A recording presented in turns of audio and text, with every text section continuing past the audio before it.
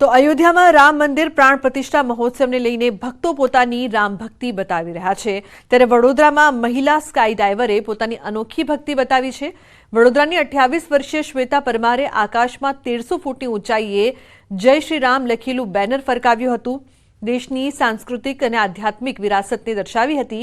Shweta Parmar sky ડાઇવિંગનું licence ધરાવતા ગુજરાતના પહેલા અને દેશના ચોથા મહિલા નાગરિક છે જે 297 વખત આકાશી કૂદકો મારી ચૂક્યા છે।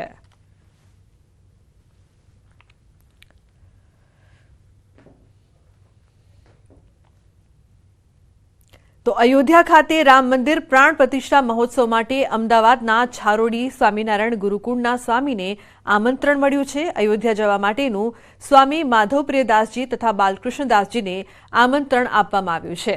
આ સાથે 22મી જાન્યુઆરીએ મેમનગર ગુરુકુળ ખાતે ભવ્ય કાર્યક્રમ યોજાશે જેમાં રાત્રિ દરમિયાન ભવ્ય દીપોત્સવ અને આતિશબાજી કરાશે। આ કાર્યક્રમમાં ભક્તોને પ્રસાદ રૂપે લાડુનું વિતરણ કરવામાં આવશે।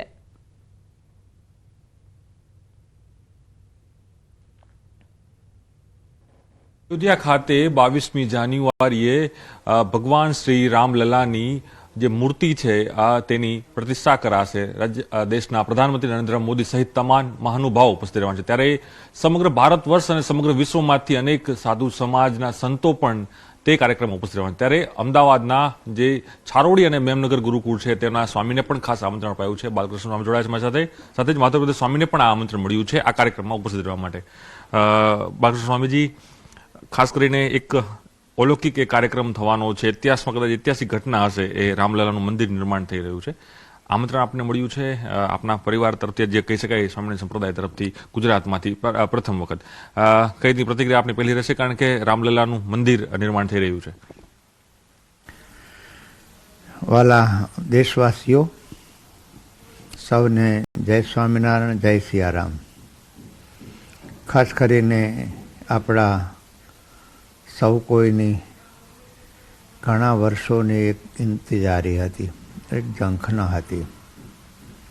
આપણા કેટલાય સાધુ સંતો, રામ ભક્તો જેની રામ જન્મભૂમિ સાથે લાગણીઓ જોડાયેલી હતી, એમાં કેટલાય પોતાના બલિદાનો આપ્યા છે।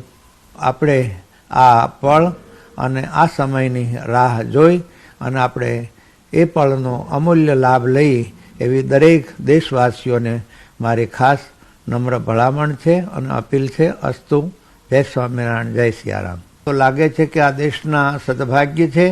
અયોધ્યા છે એટલે એ ઉત્તર પ્રદેશનું એક મોટું મહત્વનું સ્થાન છે। એટલે આ દેશને મોદી અને યોગી આ બંને જે મળ્યા છે એ દેશના બહુ મોટા સદભાગ્ય છે। આ પ્રસંગે સમગ્ર વિશ્વમાંથી રામ ભક્તો આ દિવ્ય પ્રસંગનો લાભ લેવા માટે બધા આવશે। તો બુલેટિનમાં હાલ રોકાઈશું એક બ્રેક માટે। આપ જોતા રહો ન્યૂઝ 18 ગુજરાતી।